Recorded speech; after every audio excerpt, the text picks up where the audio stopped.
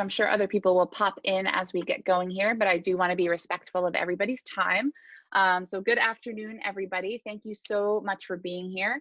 On behalf of the Long Island Arts Alliance and our board of directors, I want to welcome you to our latest Arts Management Virtual Forum, Annual Appeal Messaging During a Pandemic.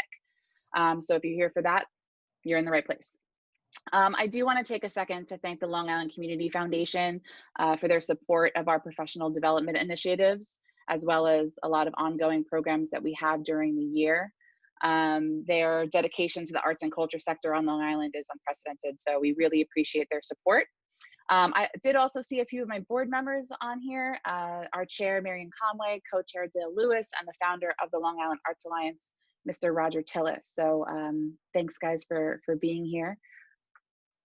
So I was really happy to see so many registrants for today from various sized organizations.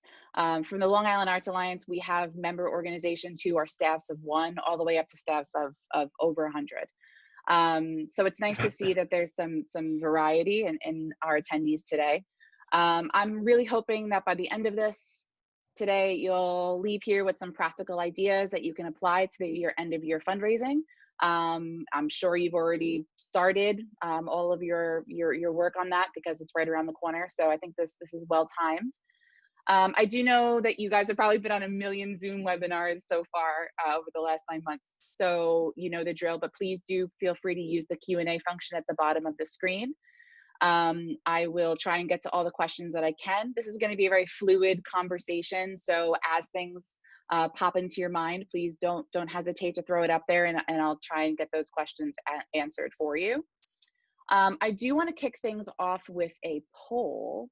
So wait, I'm going to stop sharing my screen because I just realized I was still sharing my screen. Okay, so I'm going to start things off with a poll really quickly. So if you could just take a couple of seconds to answer a couple of these questions, that would be great while I introduce our speakers. Okay, so today's speakers are Patrick Barry, the president of the Resource Group, and Ken Serini, managing partner of Serini and Associates, and you may know him from the Imagine Awards. Patrick Barry is the president of the Resource Group, a full-service fundraising and development firm that supports nonprofit organizations. Patrick has been in the field of philanthropy for more than 30 years and has helped organizations raise more than $2 billion.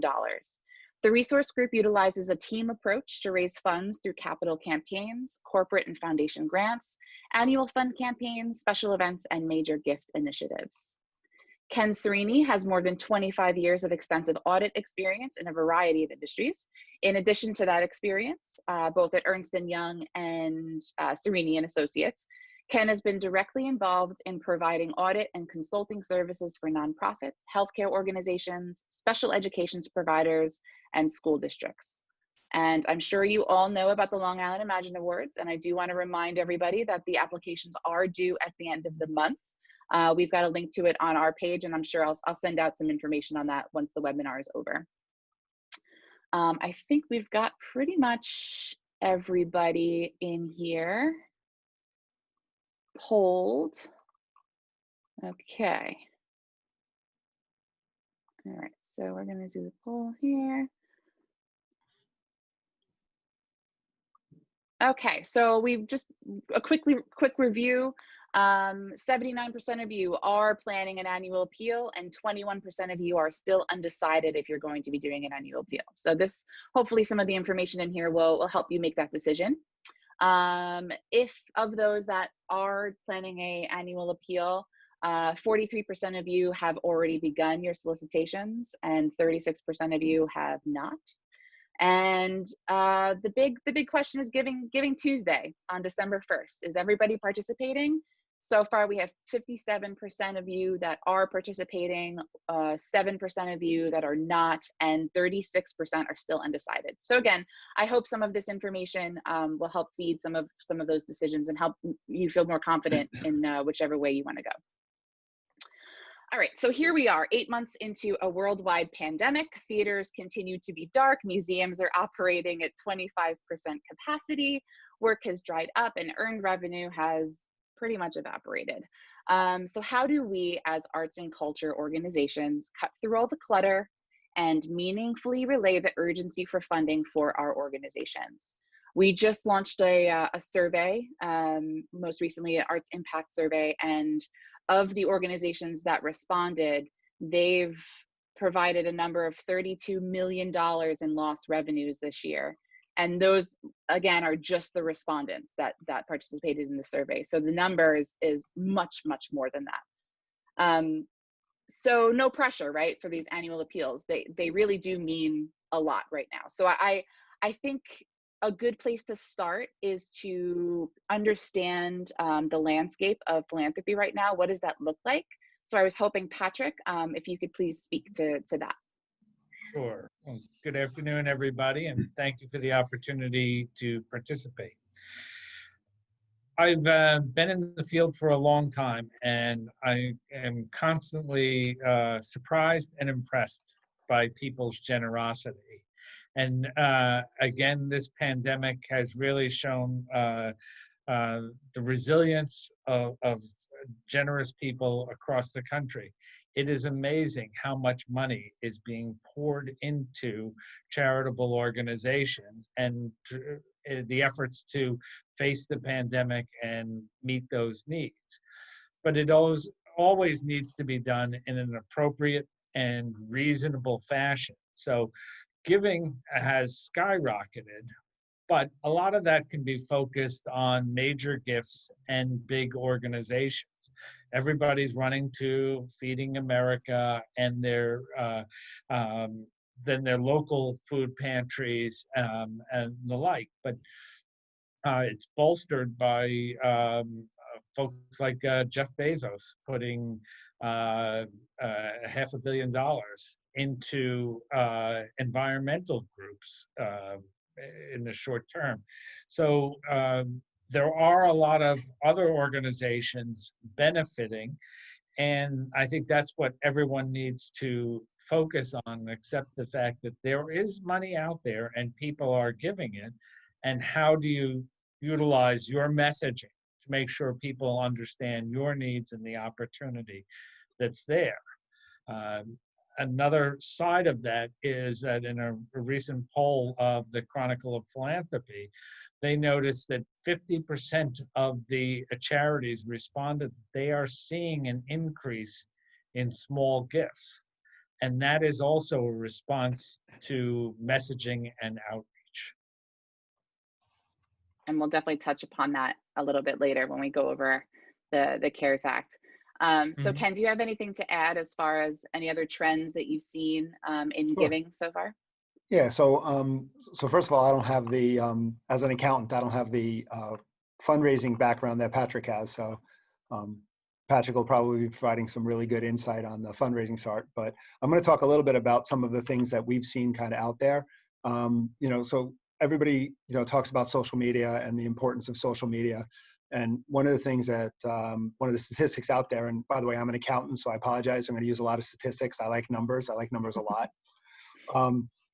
But about 57% of all the traffic that's driven to fundraising campaigns is coming through social media.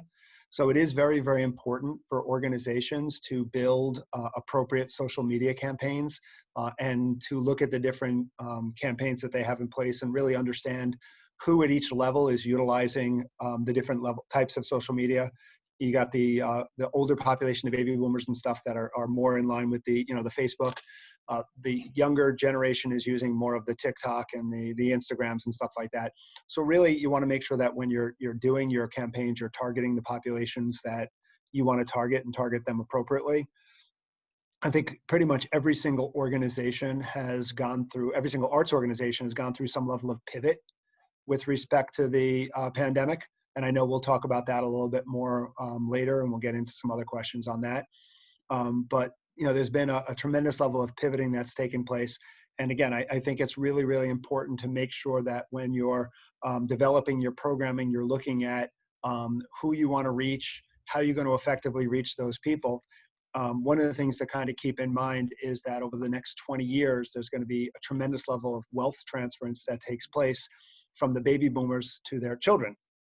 And the amount of money we're talking about here is 68 trillion. And yes, that is with a T, $trillion. So there's $68 trillion that's going to be moving from one generation to, other generations.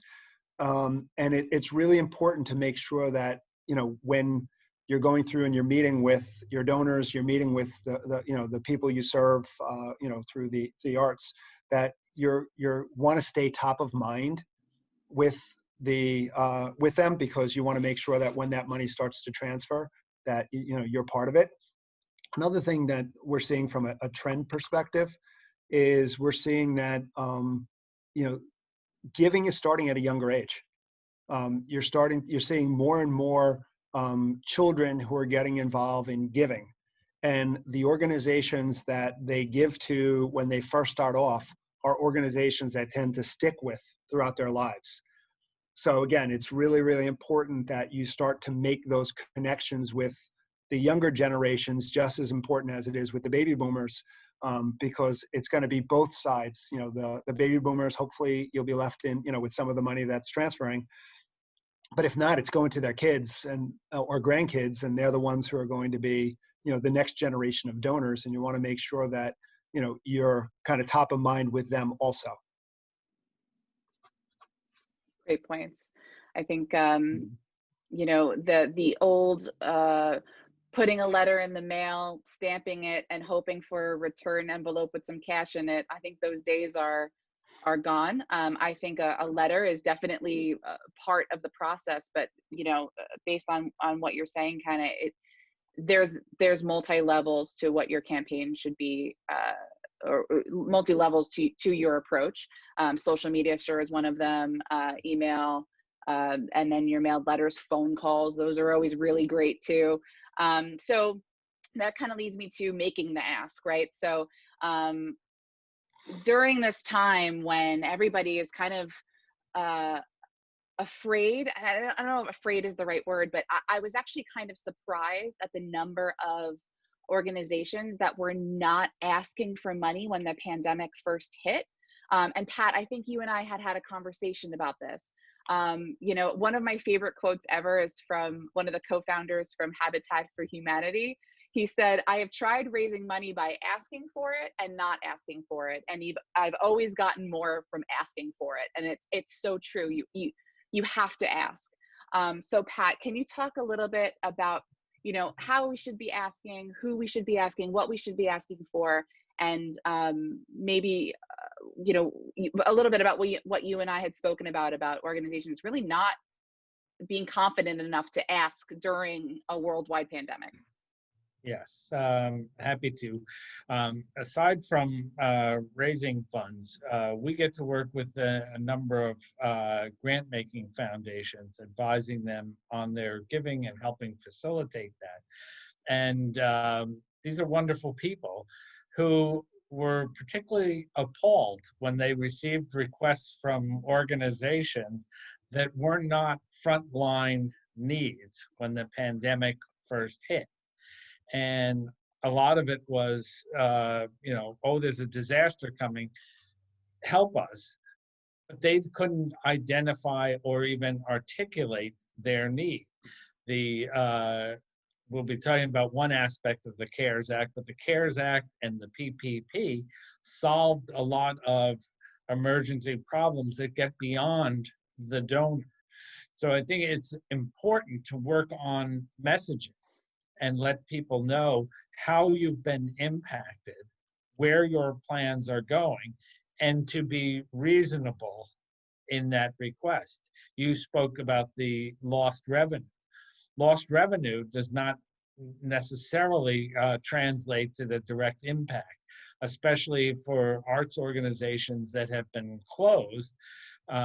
What is the net impact of that? So you should be all over your accountants who love these numbers to find out the net impact and translate that to your donors so that they feel like they can make a difference.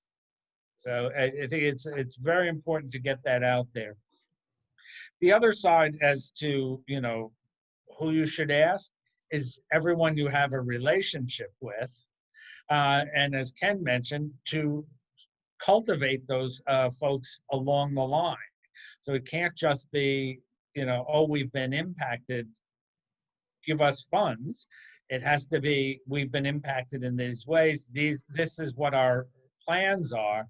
And we need to get to a point where we will be reopening so that the ask can be related to what you're feeling, what you're living through now, as well as where you're going. So that people have that sense of buy-in and involvement that will make them feel a part of your organization. And then the last piece of that is who should be asking is everyone.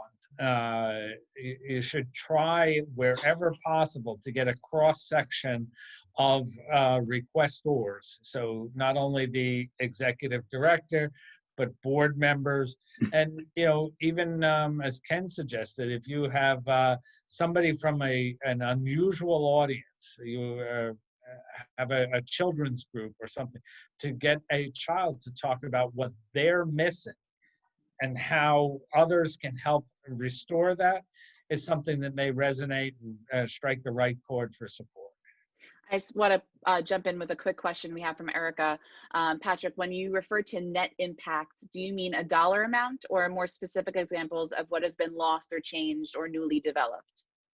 Well, in most cases, I mean a dollar amount, because I saw an arts organization say we've lost $2 million this year in revenue, but then in looking further, their operating costs, for which there is no makeup, is $2,000 a month. So their impact is $16,000 at this point in time because they're not opened yet. That is something that I think donors can wrap their head around and feel like, okay, we can all pitch in some level and close that gap for you, or to address that gap even moving forward.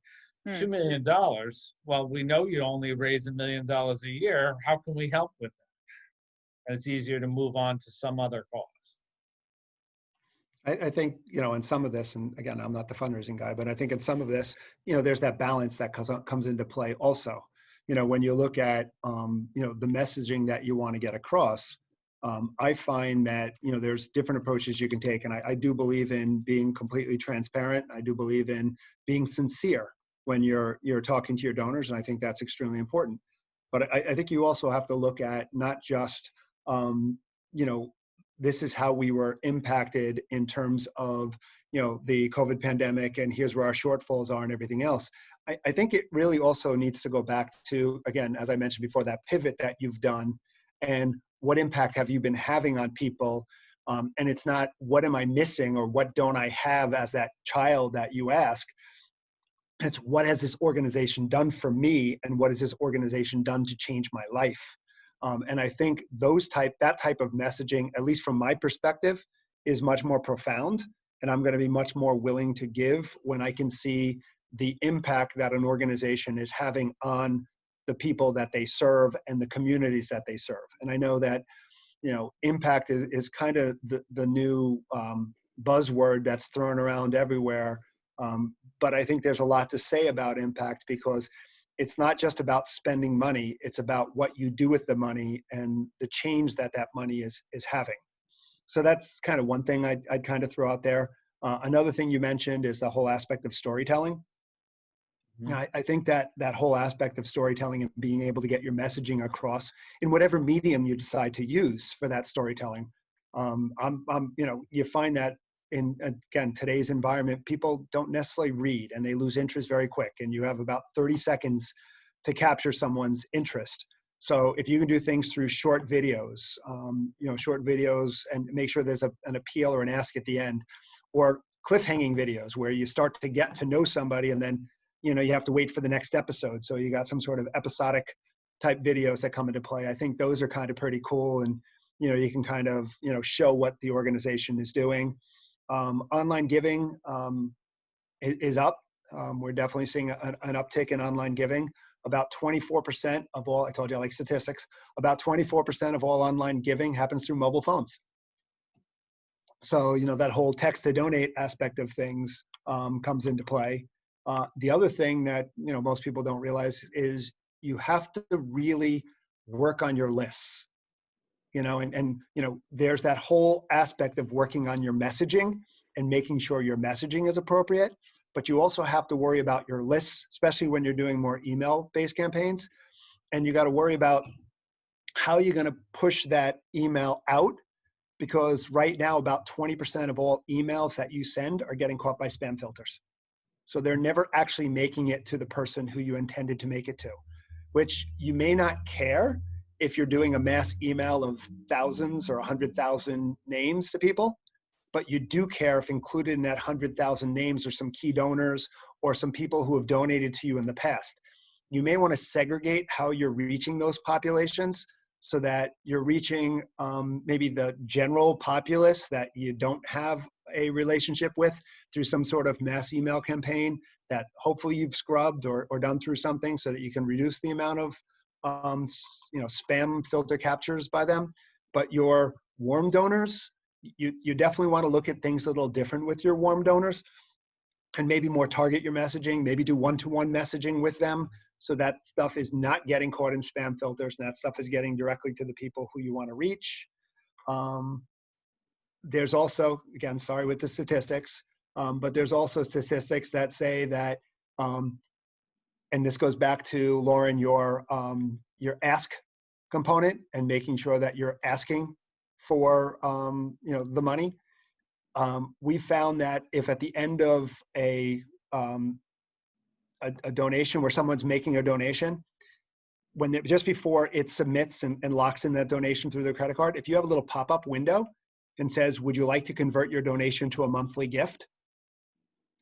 If you do something like that, those organizations that have used that technique have seen an increase of 34% in their monthly giving.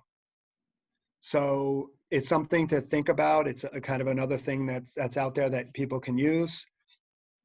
Also things like crowdfunding. Think about why people give. People give for three reasons, right? One, your organization has touched their life and made a difference in who they are and people they love or care for.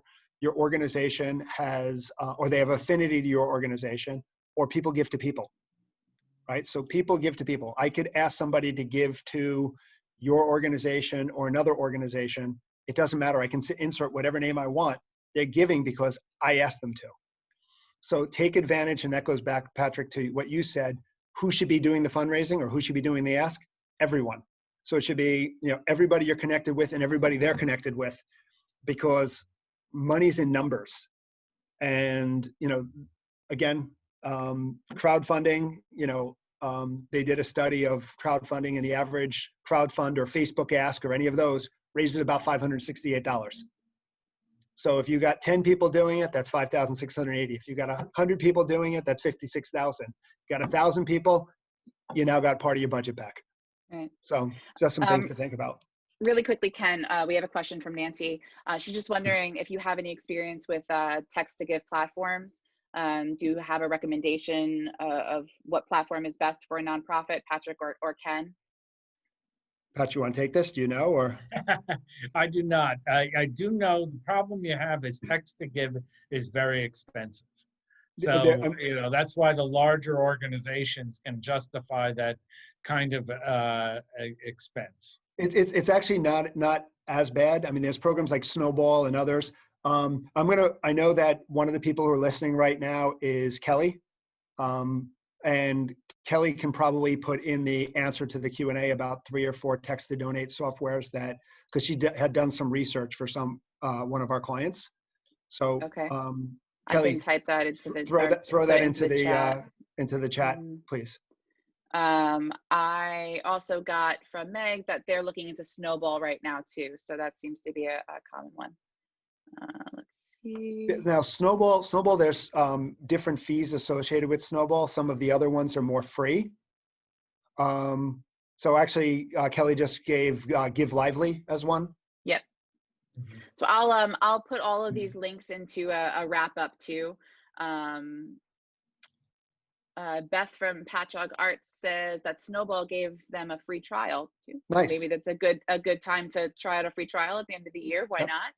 and Give Lively also has a free option. So Yep. those seem like two really great options. I'll be sure to send that to everybody once the webinar concludes. I don't want to lose track of kind of where you guys were at about talking about messaging and connecting on a one-on-one level.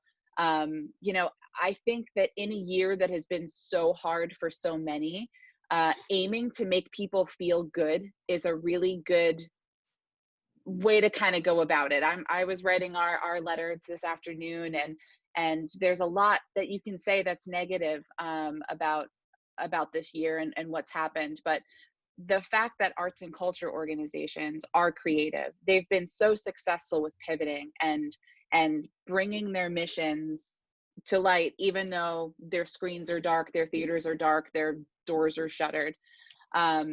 So it might be a different message than it has been in previous years. And I'm wondering, Pat, if you want to take this, or Ken, whoever feels more comfortable, to what extent should we be changing our messaging from last year to this year?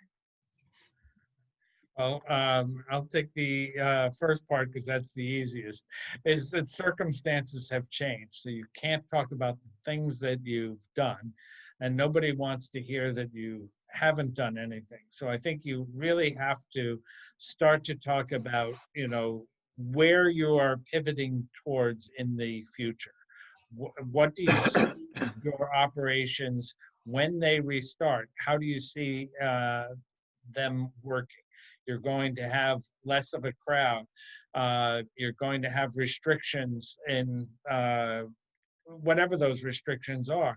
And have you started to partner with other organizations? So again, I was at a session today, and they were talking about the inventiveness of restaurants once people were closed out.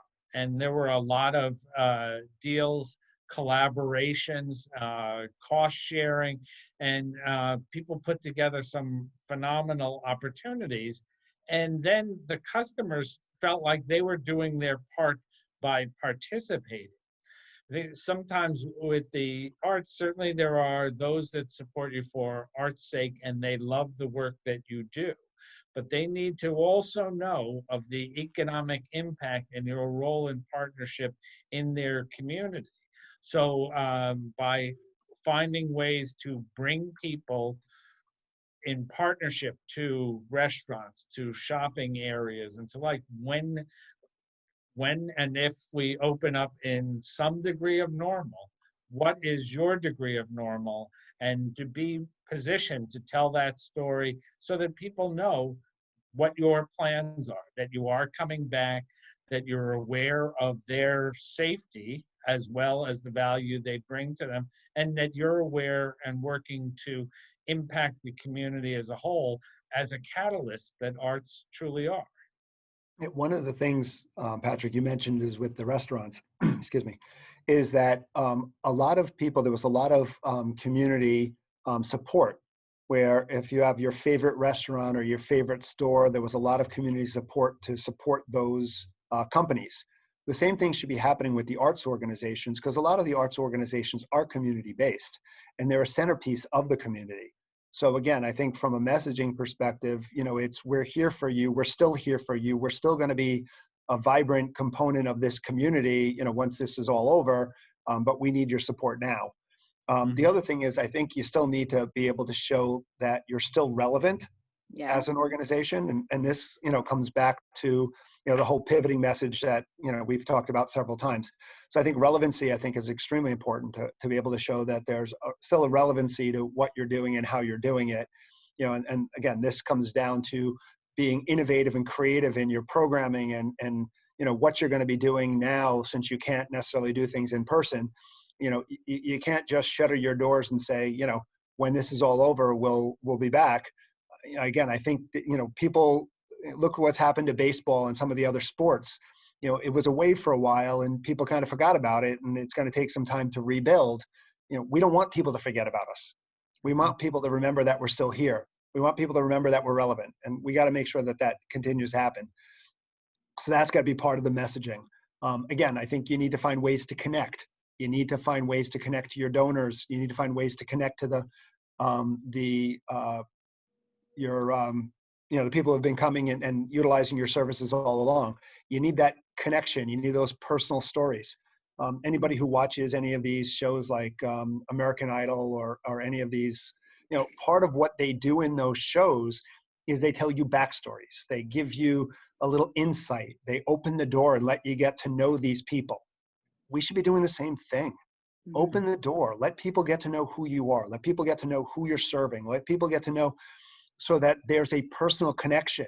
And once that personal connection is there, people are going to want to give for that personal connection. And that's why I think videos are so powerful. If we can kind of create those little behind the scene videos that give people that little bit of insight into your organization and what makes your organization special. Remember, especially in the arts organization, there's a lot of other arts organizations that do somewhat or some parts of what you do also. You just do them in a different community than they do. So there's a lot of noise, there's a lot of clutter. As we've moved away from mail and more to the email, you're not just competing for people's attention from a fundraising perspective, you're competing with people's attention for the massive amount of emails they're receiving on a regular basis. So you need to rise above the rest, and you need to be able to get your story out there. Yeah. I think also, I would add in sharing your message, restaurants are not allowed to promote performances, but arts organizations can. And if you partner with the restaurant to have a performance or an exhibit at a restaurant and you share the word, then your supporters get to see that if they go to such and such a location or park or this, and there's entertainment involved with that, then they gain the benefit of relevance of your organization. You get to put your name in front of them, and the restaurant or public space that's hosting also gets a little bit of traffic and recognition for it. So those are the kind of partnerships that you can, again, provide them now, so that when you're open up and in operation, they're more interested and more appreciative of helping you when that time comes. So one of the things that we've actually seen, and this comes from the survey that we conducted, is that there's been a lot of cross collaboration between the arts organizations. Just off the top of my head, the Plaza Cinema partnered with the Gateway Playhouse all summer long, and still on drive-in movies. Gateway had the place, and Plaza had the relationship with the movie theaters. It was a perfect little partnership. I don't know if this is something that happens in fundraising, and I'm curious to hear your thought, Patrick. Do you ever hear of any organizations going in on a campaign in tandem, trying to join forces to try to raise more money in the end? Is that something that can be considered? Something that should be considered, but it is very rare. Really, organizations exist for different purposes. So there's always a separation, a distinguishing line between organizations. And it's difficult to collaborate on fundraising for that. Doesn't mean it shouldn't. Again, look at similar organizations, similar missions, and it's a way to reach out to that. But honestly, it's difficult to do. And donors, a lot of times will give to both organizations, even if they have an allegiance to both, they'll give to both. So it's not like you're taking $1 away and giving to the other, but it needs to be able to just attract to each organization. Yeah, and I think that collaboration breeds cross-pollination.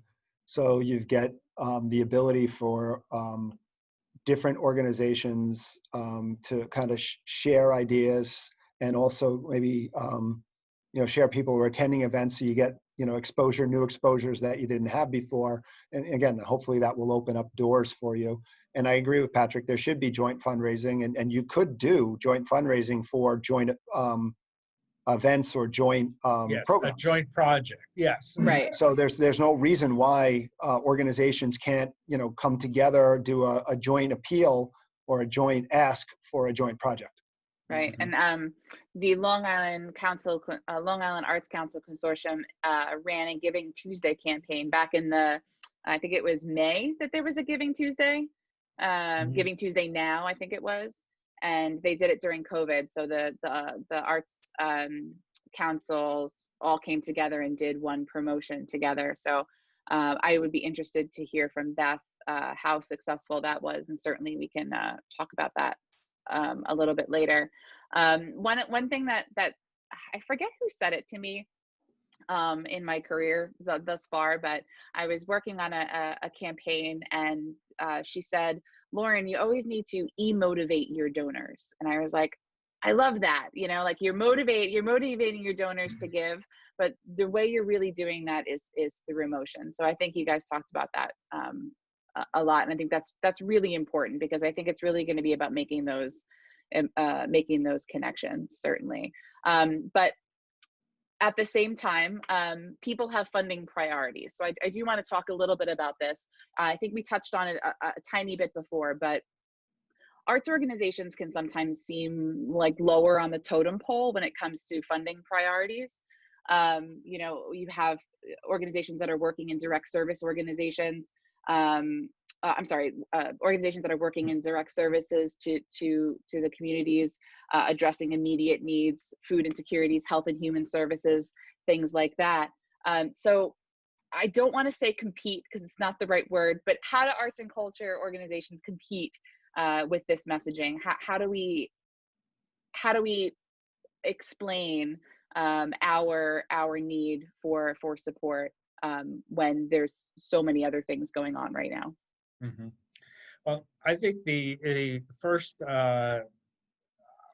issue to realize is arts organizations can't compete with health and human services in the midst of a pandemic. Uh, so, it's not a fight you can win. So don't start the fight. Uh, you Great know, advice. the issue is, though, aren't there others that care about your mission? And need to and want to see organizations have their impact in the community. I mean, we certainly have a wide range of arts organizations here on Long Island, and we like that. So we have to remind people that their community is enhanced by the arts, and that as this pandemic continues on, that's the impact it's having. So, if there's no good way to say this, so you can't say it, but if their last dollar is going to healthcare right now, great, that's their last Great. dollar. But we have to realize it's not their last dollar, and people are going to respond. So you have to be talking about the impact you have in the community, the importance of your organization going forward, and that's the message. And people are in this for the long haul as well. So ask them to help you make it through the crisis. Again, Right. I think the reason that people are giving, or the perception is that people are giving, or maybe the reality that people are giving to health and welfare organizations, or the perception that people have in giving to health and welfare organizations, is that health and welfare organizations are essential, but so are arts organizations. And I think we need to get the messaging across, excuse me, that we are an essential part of the community. We are an essential part of the lives of the people we serve, just like anybody else. Think about what arts organizations do. I mean, they build self-confidence. They provide emotional stability. They provide expressionism. They provide ability to escape. All of these things that are so, so important right now during the pandemic. And I think, we got to get that messaging across. I mean, look, my daughter reminded me that GameStop was able to stay open throughout the pandemic because they were able to prove that they were as an essential part of the fabric of what we need, because people need to escape and play games. Art organizations are much more essential than GameStop is. And, we need to get that messaging across. Mm-hmm. In addition, if you think about it, what's the direction schools are moving in today? okay, they're talking about STREAM, right? This whole movement towards STREAM: science, technology, research, engineering, arts, and math. Arts is in there for a reason. You know, arts, like I said before, builds self-confidence, self-understanding, enhances communication skills, cognitive function, all of these things that if we don't have the arts, doesn't happen. They help to advance, you know, what's going on. This is the messaging that we should be kind of delivering here. Yeah. Yeah, I mean, you look all around the world, and individually and collectively, societies are expressing themselves through art throughout this pandemic. They're yearning for creative expression. They're healing through art. And they're using it just to understand this kind of complicated moment that we're in right now. So that those are all really, really great points. I wanted to quickly go over to you, Ken. I don't want to miss out on the opportunity to talk about the CARES Act. So the CARES Act outlined a few giving incentives for donors that can help in your messaging this year. I did speak with Patrick, and I spoke with Ken at length about it. And we're all kind of in agreement that donors don't necessarily give based on their tax refund or tax benefit. But I do think it's important to familiarize yourselves with it, because there could be a question that pops up. You know, if someone says, hey, I read something about my donation. Do I do that? Do I do that? And while a lot of times you can just say, oh, talk to your own accountant, it looks really good to be in the know about what policies are out there. So I'm going to pull up a little cheat sheet on our screen, and I will email this to you after the webinar concludes. And Ken, I'm going to ask you to take us through really quick here. Hold on one second. Oh, so while you're pulling that up, I'll make a couple comments. I do agree that people don't necessarily give for the tax donation. Actually, whether people give or not, they're going to write off something on their tax return for tax donations if they can. So it's, you know, people are going to do what they're going to do. But again, the tax donation doesn't necessarily hurt. So, you know, it's good to have. So this sheet shows 3 categories: major donors, middle donors, and broad base. I'm going to focus more on the major and the broad base. The middle donors really just deals with the some of the rebates that came back, and if people don't necessarily need those rebates, they could make, you know, much bigger impact with the arts organizations and what some of those rebates were. But I think the bigger issue, or the biggest issue, is here on this major donor side. There's a couple things that that were added for the CARES Act that expire at the end of this year. So this is only good for this year, so just kind of keep that in mind. Currently, I'm sorry, in the prior tax law, individuals could write off charitable contributions up to 60% of their adjusted gross income. Under the CARES Act, that was increased to 100%. So if someone was in a position where they had some income this year and they wanted to eliminate the income, and they were had a propensity to give to charity, and they were maybe going to leave it in their will or something, it might make more sense for them to expedite that, give it to charities now, because they can write off all of their income and pay 0 tax. So that's something that never existed before. So that's something that, you know, organizations should be looking at. In addition, the corporations used to have or had the ability to write off up to 10% of charitable contributions, 10% of their adjusted gross income. And now that's up for this year only up to 25%. So again, another positive thing out there for you to go after your corporate donors who, again, might be interested in giving. You might have extra money because of the PPP funds that they got in that, you know, maybe were excess resources. Something that's not listed here, but there's something called the required minimum distribution from pension plan, from an IRA, I should say. So the tax law requires an individual who has an IRA who is over 70 and a half years old to make a required minimum distribution from the IRA every year. What the taxpayer can do is they can choose, instead of taking that distribution, to donate it to charity. And they can donate up to $100,000, and they get a tax write-off for that $100,000 that they donate, and they don't have to pay tax on the distribution. So it's a win-win. there's no tax on the distribution, and they can give that money directly to a charity and get up to a $100,000 write-off. If you couple that with that first bullet where, we can write off up to 100% of our adjusted gross income, if I've got someone who has a lot of assets and doesn't really need the retirement income that they have, they can donate that directly to charity, use the donation to offset the income that they have and pay no taxes. So just a couple little, arrows they can keep in their quiver. As far as the main donors, the rank and file donors, there's a new provision that was added into the CARES Act that allows for an individual, even if they don't itemize, to deduct up to $300 a year in donations. And if you're a married couple, you can go up to $600. So again, not a big thing, but what that does is that does provide an avenue for, maybe it'll tip the scale for someone, and someone will say, all right, I'm going to get a tax deduction for it. So again, if you let people know, maybe put some wording in what you're doing that, under the CARES Act, that, they could, people could get up to a $600 deduction for a married couple made to charity, whether they itemize or not.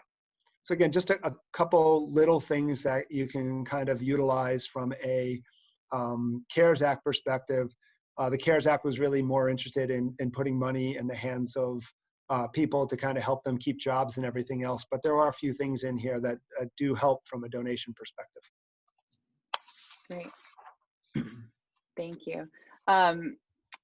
Patrick, you had mentioned in the beginning of our conversation that charities nationwide have seen an increase in small donations. I've worked for organizations that really rely on a lot of small donations. Mm-hmm.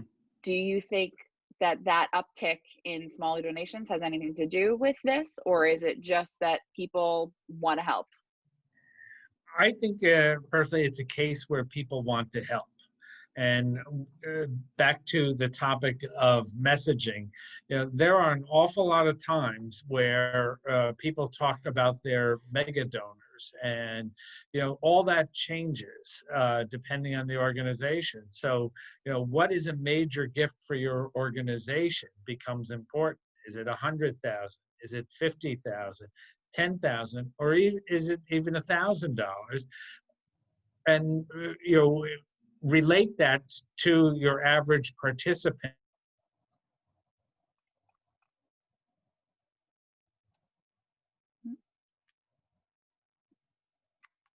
Did Pat freeze? He has a thought. He's just trying to get it out. Oh, I think we may have lost him.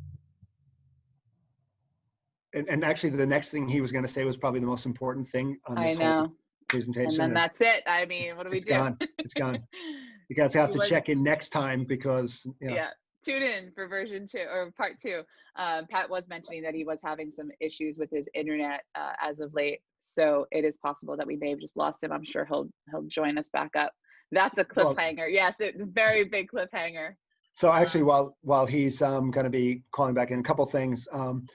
Some of the things that I've seen in terms of some of the smaller donations that are out there, a lot of times what will happen is a new donor will give what I'm going to refer to as a test donation.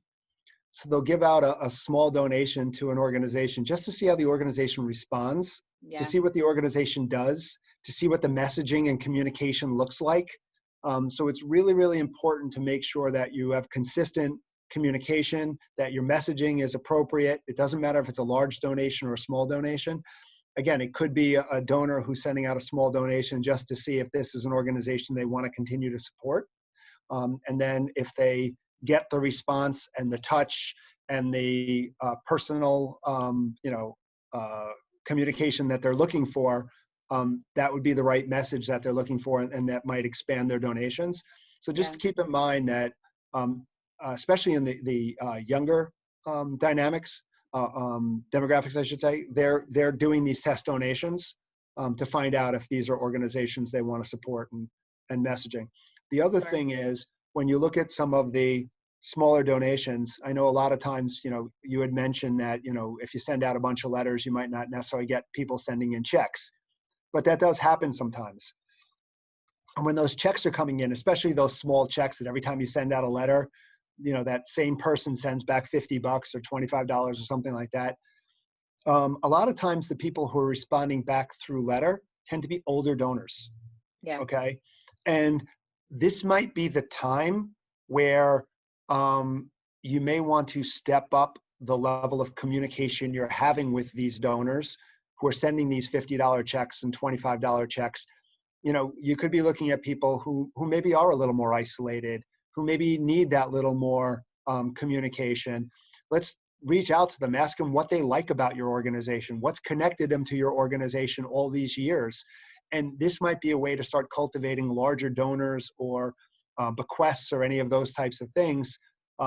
Because again, it's amazing. And there's a lot of statistics about how a lot of times these smaller donors, pass away, and all of a sudden the organization gets a large donation. They go back and look to see who it's from. And it's like someone who's been giving $25 a year.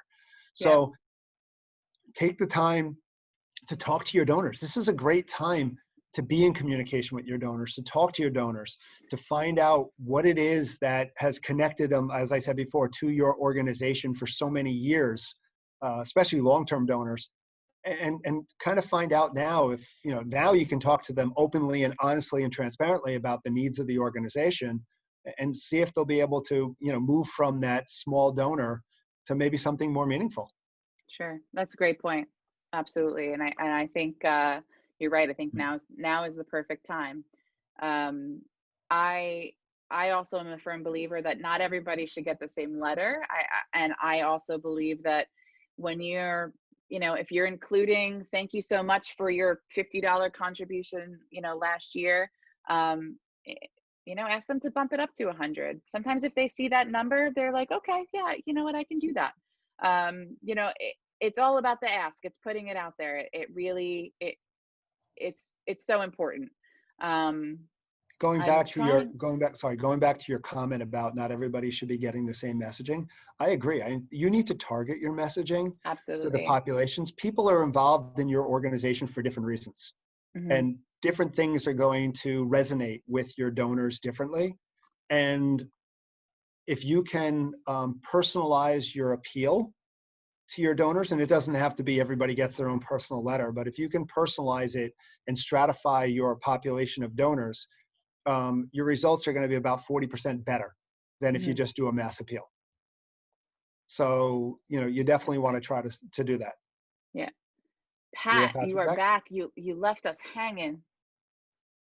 Let's see. Is he there? His square is there.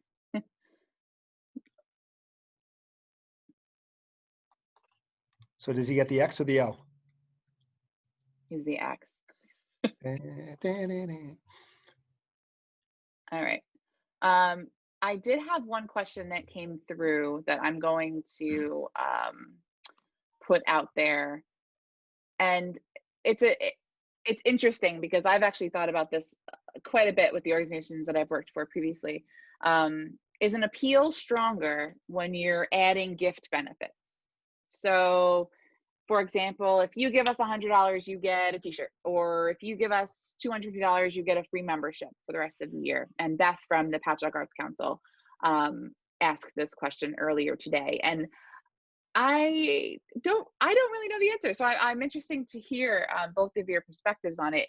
In my initial reaction is those are great for those sort of crowdfunding campaigns, the Giving Tuesdays, where it's just kind of like rapid fire. You're just trying to get as many donations as possible. Is someone going to decide to give you $2,500 instead of $1,000 because they're going to get, some sort of swag or something like that? I don't know. So in my opinion, I kind of think that think about the messaging. Think about the messaging. It's more about the mission. But the messaging exactly what Renee just said. Yeah, I was going to say the messaging we're delivering. Yeah, the messaging we're delivering right now is we need you. We need your support. We need your help. Yeah. And oh, by the way, here's a T-shirt that we spend money on. Right. I don't know necessarily at this moment maybe in a different place, in a different world, but I don't know Yeah. necessarily that in this moment where we are right now, that this is necessarily the right Yeah. approach. Again, And I also really, it kind of, it gets a little muddy with tax write-offs too, right? Because if they're getting something in it's the return, it minimus. kind of gets messy. It's the Okay. minimus, so it's not going to have any impact on the tax write-off. I think the more important thing though is, what are we trying to get across? What's the messaging we're trying to deliver? And does this water down or cheapen the messaging? Especially if our messaging is that, we're essential, we're needed, look Sure. at the, the social connection that we have. And oh, by the way, if you act now, we'll throw in a free Ginsu knife, Yeah. it just, to me, I kind of feel like it, people give me t-shirts, I either give them back or I, donate them Yeah. to charity, to be honest with you. Yeah. And So, t-shirt was just something that I threw in yeah. there that wasn't actually what Beth was Well, referring to, but yeah, I whatever was it just is. kind of bring that up. So, okay. So I think we talked about all of the main topics that we wanted to talk about. I know Pat was kind of leaving us on a cliffhanger there. He is trying to pop back in. I'm wondering if we have any other questions from any of our participants. Anything that you would like to ask?